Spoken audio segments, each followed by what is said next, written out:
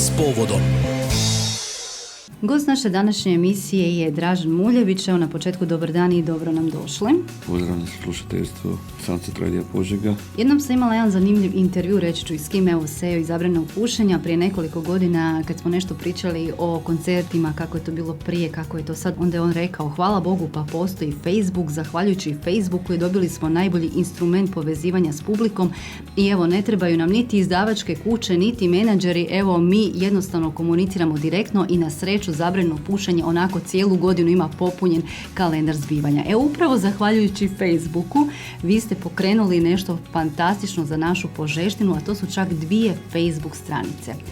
Požega Požežani.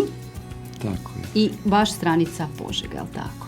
Da, originalna ideja bila je stranica Požežani posvećena, kako sam to nekad davno krenulo je to sve 2012. godine, napisao stranica namijenjena svim onima koji nose Požegu ispod kože ili duboko u srcu. Glavni cilj nekakav stranice bio je da se na njoj objavljuju stare fotografije Požežana i Požege, to na način da iz moje arhive koja je dosta velika svaki dan stavljam na stranicu nekoliko slika ili neku zanimljivu priču, a samim time i da ljudi koji prate stranicu šalju svoje fotografije. Međutim, sa vremenom je uz mnogo tih starih fotografija koje su dolazile, na stranicu počelo dolaziti mnogo novih fotografija, recimo sigurno 300 autora je slalo svoje nove fotografije Požege, tako da je u jednom trenutku nastala čitava gužva od novih fotografija na stranici i onda smo odlučili, zapravo ja sam odlučio uz nekoliko svojih ljudi koji su u međuvremenu nekako se sa mnom počeli nalaziti i pomagati mi u tom svemu, da napravimo još jednu stranicu, nju smo nazvali Požega i na njoj danas objavljujemo nove fotografije Požege. Evo, obje stranice pobuđuju veliku pozornost, ali međutim nekako najviše nas privlači onaj stari duh Požege. Dakle, one stare fotografije i stare priče i tu je nekako najveća interakcija zapravo sa svim posjetiteljima stranice. Je. Naime, vrlo zanimljivo je to kako je to zapravo krenulo. Ja sam imao arhivu fotografije, puno fotki koje je ostalo od oca, neke fotke koje sam ja sam skupljao i pa negdje 2012. godine otvorio sam stranicu, nazvao sam je Požežani i krenuo sam sa objavljivanjem fotografija. I ljudi su sami prepoznali te fotografije, komentirali, neke fotografije su komentirane po 1000 puta, tako da su ljudi sami počeli slati fotografije Požege i Požežana i to ljudi koji danas ne žive samo u Požegi nego po čitavom svijetu. Zanimljivo je da možda danas netko ko živi u Melbourneu ili Londonu kod sebe nosi 100 fotografija Požege koje mi možda nismo vidjeli, a jako puno nam znače. To se radi o izuzetno zanimljivim fotografijama nekih starih objekata, nekih poznatih Požežana i tako dalje u različitim vremenskim periodima. Fotografija koje je svima nama jako drago vidjeti, tako da samim tim nekakvim početkom objavljivanja fotografija na toj stranici se našlo nekih recimo 20-ak, 30-ak stalnih posjetitelja koji su i sami počeli istraživati i sakupljati fotografije. Danas stranica Požežani ima oko 5000 stalnih posjetitelja i stranica Požega ima čak i više, čini mi se oko 9000. Požežane zajedno sa mnom na neki način uređuje još nekoliko ljudi. Tu je Stjepan Vuković, gospodin jedan koji je jako puno starih slika na neki način iskopao i sačuvao, obišao neke starije ljude u Požegi, obišao tavane, iskopao nekakve stare fotoalbume, tako da smo recimo njegovom suradnjom uspjeli vidjeti jedan krasan fotoalbum o životu jedne požeške obitelji prije 100 godina. Jako puno vrlo zanimljivih starih fotografija iz 20, 30, 40 godina i nekih recimo starih priča, požeških priča koje nekakvim uobičajenim kanalima nismo mogli prije čuti ni o njima čitati. Evo, mogu reći da je stranica izazvala toliku pozornost da je i naša draga ravnateljica muzeja, gospođa Maja, ju prepoznala i u nekoliko navrata smo kontaktirali i nedavno smo zapravo sudjelovali u izradi ovog muzejskog kalendara za 2017. godinu, upravo sa fotografijama požeških kafića, kavana i tako dalje, starih fotografija naravno. Da, nedavno je bila promocija kalendara, evo na sreću imamo ga i mi na radiju, tako da ću svaki mjesec našim slušateljima čitati zanimljivosti iz tog kalendara, ali to je jedan predivan dar za blagdane, zato što evo, zahvaljujući ovom kalendaru, dijelić povijesti je ponovno nekako isplivao i sačuvan od zaborava, ali to je samo dijelić. Evo, u ovom kalendaru su nekako opisane gostionice i vrlo je to zanimljivo čitati i gledati fotografije, međutim gostionice su samo dio priče. Požega ipak grad sa bogatom kulturnom baštinom, s bogatom poviješću, a često kroz razgovore sa bivšim predsjednikom Povijesnog društva Požega Goranom Đurđevićem smo zaključili da zapravo ne znamo dovoljno te podatke. Jednostavno, nismo to, da se poslužim suvremenim rječnikom, brendirali. A to je recimo ono što bi privuklo i turiste u naš grad. Mi imamo te priče, ali evo ni mi, vi ste među onima koji to znate, ali većina ih zapravo ne zna. Je, to je jako zanimljivo, zato sam se ja na neki način potrudio da sve postane dostupno širokoj javnosti.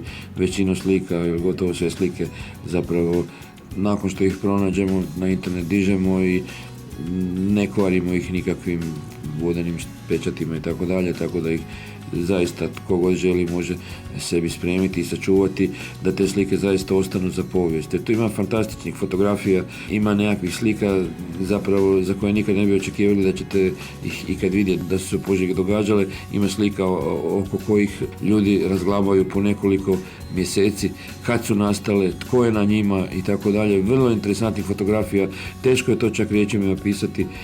Najbolje bi bilo oni koji imaju Facebook da sami pogledaju stranicu, da probaju proći kroz fotoalbume i kroz fotografije.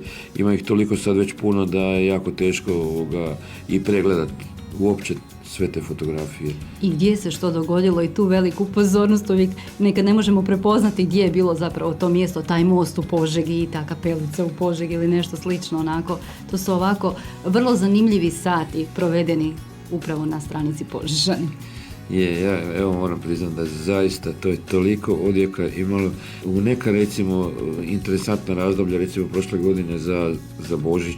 Prošle godine za Božić čitavu noć sam ostao na stranici zato što je nekoliko stotina Požežana iz čitavog svijeta bilo na stranici, ljudi su objavljivali fotografije i pjesme požeških pjesnika i nekih drugih pjesnika čak, ali uglavnom pjesme o Požegi i to je tako nekako jedan ugođaj stvorilo božićni, jedni su drugima nazdravljali preko tog Facebooka i bilo je jako zanimljivo, čak i potresno, ljudi su pričali svoje priče, ne znam, jedan čovjek je sjedio u pubu u Londonu, drugi je sjedio daleko u Australiji i tako dalje sa svih strana svijeta, mislim.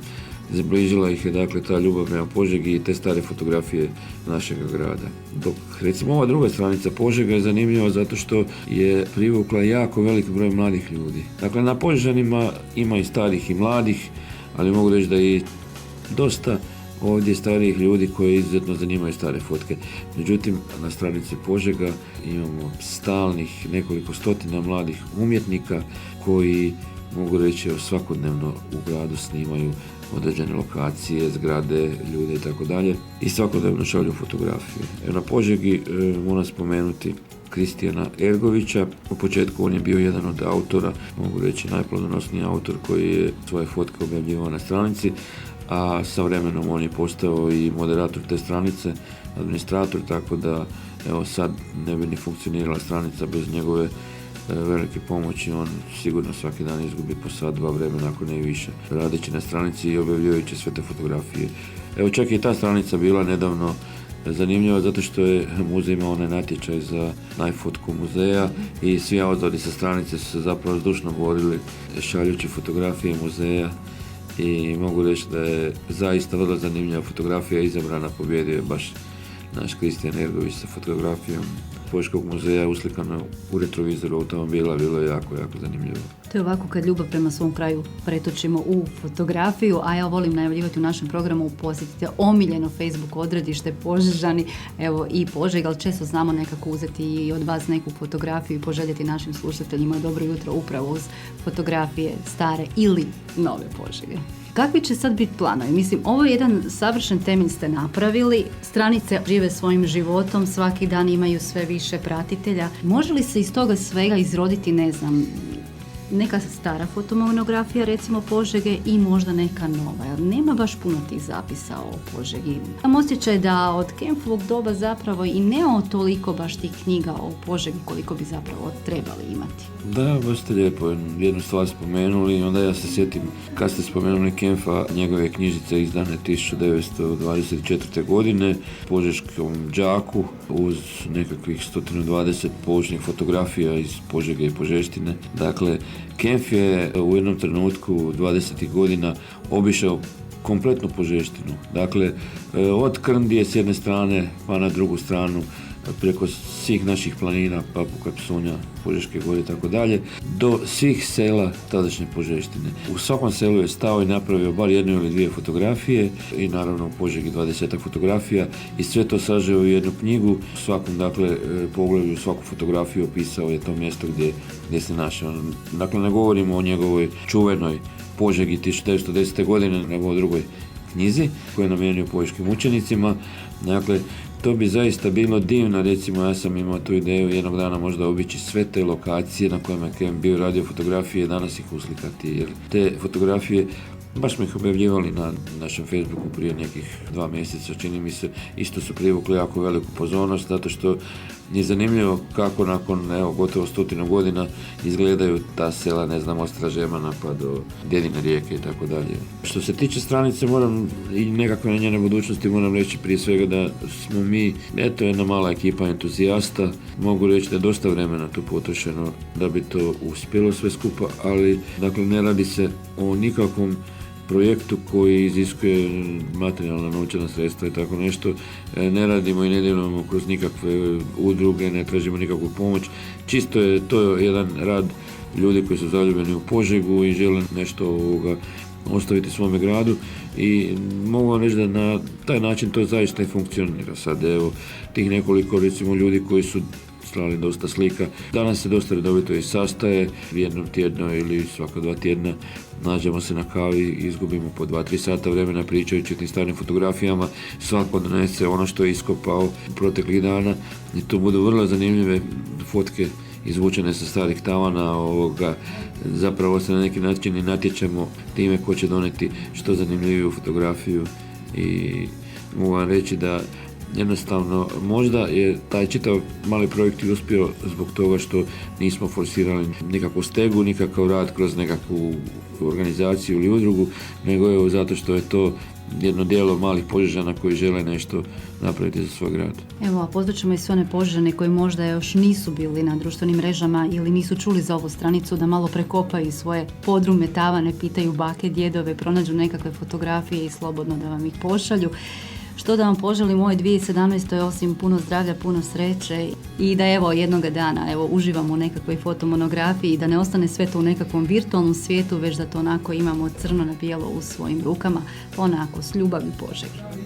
Ja se zahvaljujem i pozivam još jednom sve naše Požežane, ma gdje bili, budući se vaš radio sluša putem interneta na svim stranama svijeta, da dođu malo na našu stranicu Požežane ili na stranicu Požega i da na taj način se pridruže našoj maloj ekipi koja Požegu nosi ispod kože ili duboko u srcu.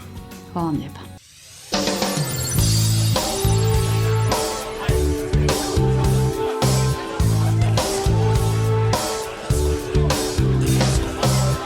Razgovor s povodom.